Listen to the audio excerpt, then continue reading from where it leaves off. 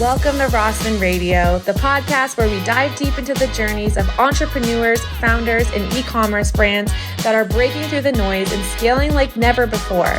I'm Elise, and Rossman Media is a trend-forward social media agency specializing in going viral and delivering 10x returns for the brands that we work with. Each week, I'll sit down with industry disruptors to talk about the highs, the lows, and the exact strategies that help them grow from their first sale to multi-million-dollar milestones. If you're ready to unlock what it really takes to win on social, build a community, and multiply your revenue, then you're in the right place. Let's get into it.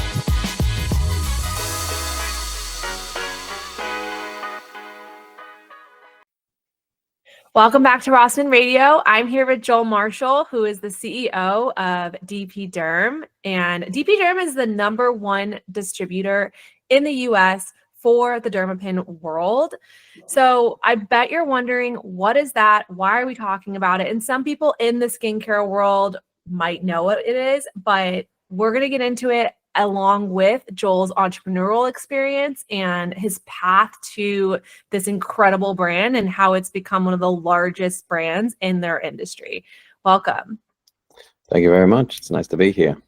Yeah, I mean, I'm excited. I know that your career began in a very different field, being martial arts, and before transitioning into aesthetics and technology, because I know the technology side of your brand is pretty much what led to your success. But what inspired you to make this shift? Like, what inspired you to go after this particular industry? Well, that's a very long story. And I just like to preface that with the martial arts thing. It was actually because my last name's Marshall. I actually had a painting company. So I was doing paintings. And that's why I was martial arts. It was a play on words. So I was actually painting, not actually like Kung Fu or anything like that. However, the actual history and story goes back a long, long way, because my father actually started a company maybe 50 years ago selling medical equipment in Australia. And they were distributing small items for the medical field and for different clinics and companies. And eventually he built that up to be a much larger business when it was importing cath labs and other large medical equipment. Then we were the first company to actually import hair removal lasers into Australia. So that was a pretty, big change from all these medical side to go down more of the aesthetic angle. And then in 2010, I think it was, that's when, 2009, we actually came up with the Dermapen. So at that time, we were distributing a lot of other people's products. But then when we made our own system, the Dermapen, we then were no longer just a distributor, we're now a manufacturer. So then my initial part of that was to go to and move to Paris and get distributors all over through Europe and all through the rest of the world. And then eventually I came here to the US. So been here since the end of 2014. Yeah. Wow, what a journey. How did you learn how to do all of this? Is it something you went to school for? Was it something that you got thrown into? Did you just kind of learn as you went? How did you figure out? Because it's quite the ladder you climbed. Yeah, I mean, I'd go with the last one. It's just something you figure out. I'm always intrigued by things, and I like to read a lot, and I like to also edify myself in a lot of different things. So coming into doing aesthetics, it's a nice field, right? It's not shoveling gravel or something like that. It's an interesting field. There's a lot of science to it. There's a lot you can learn about the body and about skin and everything else. So there's that learning element, which I really like, for starters, and then there's the aesthetic element, which I like as well. So it was just really, if I'm gonna do something, I'm gonna do it right. So yeah. I didn't have formal training, but I'm at a level now where I can have great conversations with professors and doctors and anyone in the industry about the in-depth side of aesthetics. Yeah. Do you feel like when you say you like to read, do you like to read more business books, personal development books, or is it more like skin, technology, aesthetics? Is that like how you Yeah. gained a lot of your A li- education? Yeah, a little of everything. A little of everything. I also made sure that I read studies and articles and things like that so I could actually understand what I'm talking about.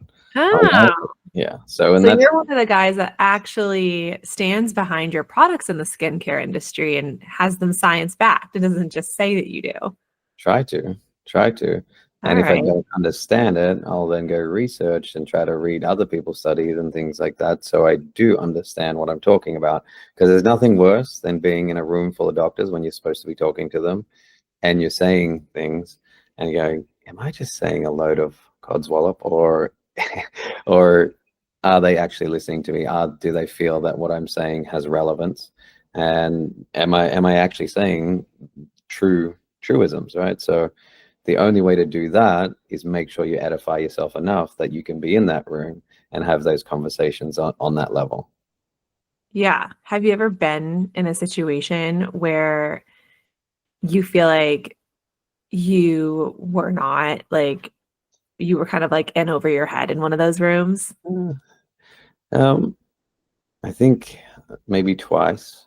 But then I realized that, I did when I went down the conversation track, I was like, no, they actually what the level that I had knowledge on that specific subject was actually more than what they did. And the other one I was very kind of left field, not feeling 100% comfortable. There was an event that I did where I was on stage with a couple of other doctors and we were talking about skin of color, right? And of course, the other two doctors were African Hang on. American. Sorry. You're going to have to say that again. Okay. You can start at there was an instance where I was on stage. Okay. Yeah, there Um, was an instance where I was on stage and we were doing a segment on skin of color. And the other two doctors that were on stage with me were both African American.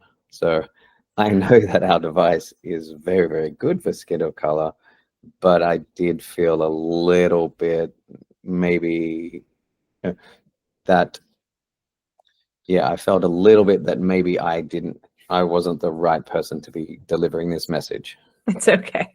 Yeah. I mean, I get it. It's intimidating, especially like in that position. But you know what? It sounds like you went into it with confidence, and that's really all you can do is just focus on what you do know from, the science that you've learned and the things that you've learned.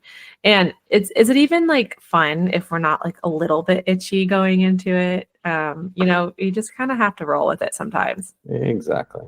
Exactly. Would you say that like becoming a CEO of this company, do you feel like there, in terms of like the market, do you feel like there have been times where it's been challenging to get the word out about this product? Because clearly you do a lot of research. The brand itself is science backed and it clearly works. Mhm. And it's priced pretty fairly. So given all of that, do you feel like it's been easy or do you feel like it's been a hurdle getting the word out there digitally? Look, it's always there's always ups and downs. Let's say it that way. Sometimes you feel like, wow, this is really easy. Everyone's coming on board. Everyone that tries the device like loves it. Like it's an amazing device. So on that level, it's like I don't have any problems. It's just getting to people to break through their inertia to actually then go and try something new. Because a lot of, if we're talking about the actual device itself, the Dermapen 4, a lot of people have or already have a device, and most devices work to some extent, right? So getting someone to understand why this is a better option when they're already they're okay with what they're doing, and people don't like change. So Right. getting from that point of inertia to that next point of going, wow, try this out, you're gonna love it, and then getting them, then you can see the flip in them. Just that part there is always the difficult part. So yeah, that initial message is difficult. And then more on the digital side towards our products and then going to a retail market, that is definitely a lot harder. So we get to learn a lot more how to approach that market moving forwards. Do you feel like when people actually see the difference that a product makes. Obviously, like nowadays you can show that, right? Like through content, like video content is king. And we're in a market where people get lied to every single day in this industry, where they're like, yeah, like this is going to like take your wrinkles away, or this is going to give you glass skin. And then it's just some influencer that's paid 50 grand to post something about it. And then you get the product and you're like, wait, my skin does not, this feels like water on my face, or whatever it might be. But you know, I feel like now, like with organic content, you can actually like create something in-house, showcasing like a time lapse of how the product actually works over time. And you can showcase like, hey, in real time, this is what this did to my skin. This is what this did to my hair. This is what this did. And look at the changes over time. And I feel like brands are becoming more and more authentic because of that, because no one wants to be sold to anymore. And the influencer age is sort of becoming this thing where like people are catching on that influencers will take any deal with any brand. And how do you really know if it's something that they really stand behind? You really don't anymore. So Exactly. it becomes a situation where, especially in your industry, which is a multi-billion-dollar industry, you have to it really boils down to the content and creating emotional content that's going to resonate with people. But if you can do that, and with your product specifically, gosh, you have so many to talk about, but you can do that in really authentic ways. You're going to have that, what we like to call like that viral moment, because it's all about authenticity. People don't want to see like some high produced like L'Oreal commercial anymore. Like they want to see real products on real skin, and you know, sometimes like the education behind it, you know, like why does it work? Why is this so important? Why are you trying to sell this to me? Like what problem is this solving?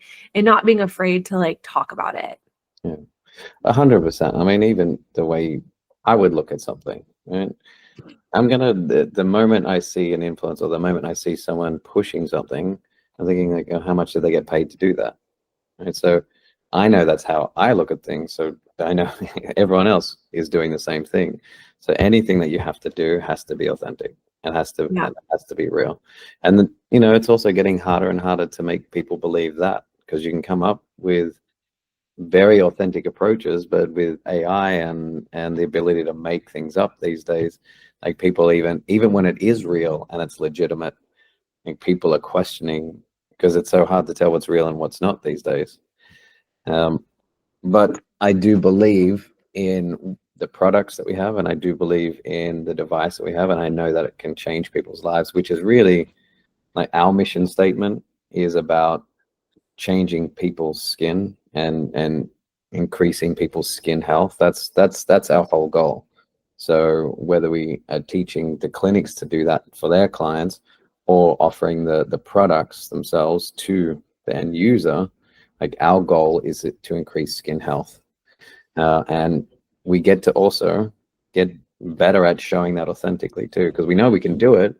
It's just figuring out the right message for people that people aren't going to try and pull apart as being fake messages or something like that. And I believe also education, what you talked about, is key. Yeah.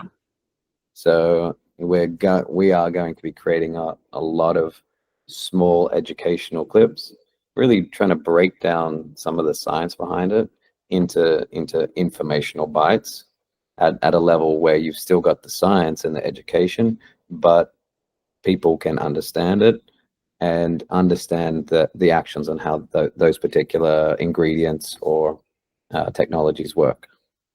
So Yeah. I agree 100% on the education side. Yeah. I mean, sometimes it's a good way to relate to people, you know, because there's so many buzzwords in skincare and aesthetics that people are like, okay, but that tells me nothing about how that's going to actually affect my skin or what it's going to actually do.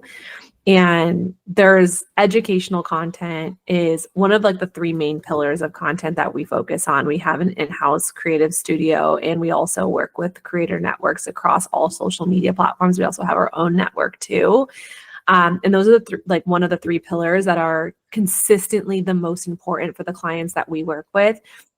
Is education. The other two are inspiration and validation. We always want to be relating. And like you said, if you are going to be putting together something and just telling someone you should buy this, and not telling them why. And people are into the science. People now more than ever. I mean, you have teenagers that are buying like Drunk Elephant products. Where when I was a teenager, I was at CVS like getting like Wet and Wild sprays and like didn't even know what the heck I was putting on my skin. Like people care. People really care now. And that's so great. And it's really advantageous for businesses like yours where you actually have a product that has so much like truth and validity to it. Whereas if you get that in front of the consumer that's super conscious about what they put on their skin, it's sky's the limit. And with that group continuously to grow, it's really just about getting in front of that person with the right content and knowing how to do that. And that's honestly what's going to bring this product, across the board. Because I know like primarily right now you've been really focused on your med spas and just getting it in there, and you've been really, really successful in doing that. And I think that in doing this shift, it's going to be like huge for the brand. I mean, what are you guys most excited for? Like what products are you most excited to see like in the hands of people? Because when it's in the spa, like you don't really get to see like how people enjoy it. But when it's now in the market, like you get to see social videos, people using it, talking about it. Like that's a whole new thing. That's very cool. Yeah. And people want to talk about it when things like this. It's not like the old days where people never talked about what they were doing. Right. People talk about it now. People want to say, oh, I did this, I did that. So that's super helpful because it's not a hush thing anymore. Like everyone wants to talk about what's been successful for them and why they're looking younger, which is great. Products, we always try to do things holistically, so it's never just like one product specifically. So if we're looking at trying to help people with a certain indication like pigmentation or wrinkles or rosacea or just anti-aging in general, we usually have a system for them. So we are looking at trying to bring our in-clinic microneedling device, the Dermapen 4, to the home, but a much shallower depth. So what that's designed to do is make it possible to do your own treatments at home, but at a very low level to increase the treatments that you're getting in clinic. So I never want to say don't go to the clinic anymore. We still like go to the clinic, get those in-depth treatment, but now enhance those with very, very shallow microneedling treatments at home. So you can just keep getting that boost, get that shine, get the skin glowing, and that turnover of cells. So your skin's looking fresh and good all the time.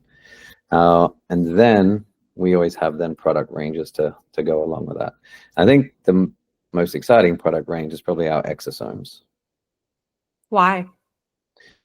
I mean, there's nothing that gets the same results as exosomes do. That's why. I mean, unless you've got a specific product that's working on a specific indication, but across the board, the results that you're getting with exosomes are just phenomenal.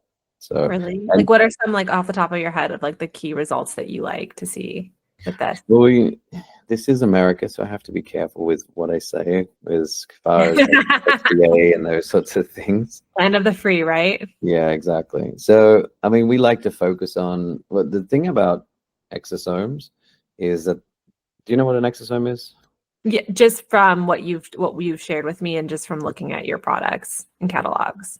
But I'm sure the audience might not know, so go ahead and share. Yeah, so here's the like trying to break it down into just a very simple bites for people to understand, because exosomes are such a big hype thing right now. There's quite a lot of companies that are pushing it, and because they do work, but ask 99% of people what's an exosome, they're not gonna be able to tell you. Yeah, I hadn't heard before I talked to you. Yeah.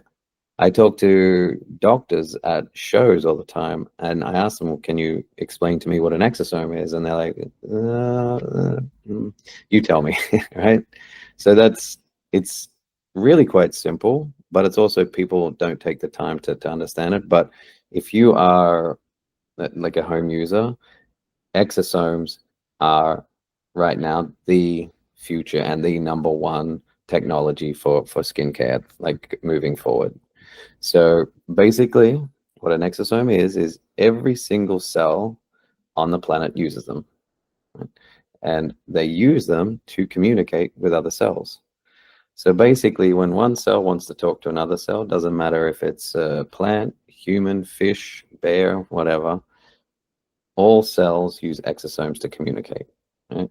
So what that little exosome itself is this little lipid, I guess like a little lipid ball, and it acts like an envelope. So the actual envelope itself isn't doing so much. It's what's inside that envelope, because that envelope is containing the message. And so when you send an envelope to another cell, that envelope unpacks and gives the message to the other cell. So that it has mRNA instructions in there. It has proteins, it has amino acids, and it also has growth factors. All right, so it's just that messenger vesicle. And the cool thing is, because it is like an envelope, you can actually use it to insert other drugs and other, I guess, ingredients that will have specific effects, which they use for cancer treatments and everything else. But there's so much that you can do with this little vesicle, and it's so powerful that it really is the future of microneedling. Sorry, the future of aesthetics, really, for now, until they find something better. But right now, that's kind of what we're at with the level of technology and science. And they've been able to regrow spinal cord with exosomes, which have never been able to do with any other technology before. So you can see if it can do that, what sort of effect can it have for our skin and our aesthetics and just the way we look. Like it's pretty incredible.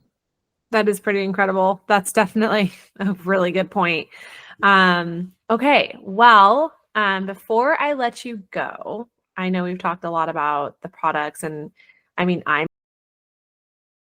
who else is sold? I'm down to give anything a shot. If it's going to give me like, what's a try? Ask is if you were to give any advice to another piece, and I'm not looking for like, make sure you hit or, high performing habits book at 6 a.m. and like none of that like stereotypical advice. Like what's like an unhinged that maybe has floated in and out of your life throughout you've been on of this business that has actually I guess. Yeah, I hadn't really thought about an answer to this question. However, I would say be consistent. Somewhere with anything. Don't let setbacks. Keep working at it and keep working at it, because there will be things that will trying to steal your time. Be consistent with what your message is, and try. It also helps you be consistent with other things as well. Like it's sometimes there's a lot going on. It reduces the stress, because as an entrepreneur, there's a lot of stress. The more you can try to smile, the more literally it takes those chemicals that you're producing and changes it to a completely different one. So the more you will be actually able to take off things that do come up as an entrepreneur. Wow. It is wild how like sometimes the simplest reminders because being is obviously important, but the way come out and just like not losing momentum and going back, something that gets you down, that is such good advice. When you're building momentum, you're high on life, like that's when it's easy. But when you are kind of sales, that's when like it actually matters. They make the biggest difference in your and it's just a really good reminder that we all need is truly like honestly I'm a big advocate for the fake it till you make it. Like, even if you're having a bad day, Mm. A little smile, or even sometimes just like doing something that is going to make you smile. Mhm. Um, And who do you want to be around? Someone that's grumpy and frowning all the time, or someone that at least has a smile on their face? Right? You draw other people to you, right? Yeah. And that's part of being an entrepreneur. If no one wants to come to you, then it's going to be very hard to be successful, right? So Yeah. when you're drawing people to you and you're putting out that energy, it just makes other things easier. Yeah. Well said. Thank you so much for being on today. Thank you very much. Thanks, Alyssa.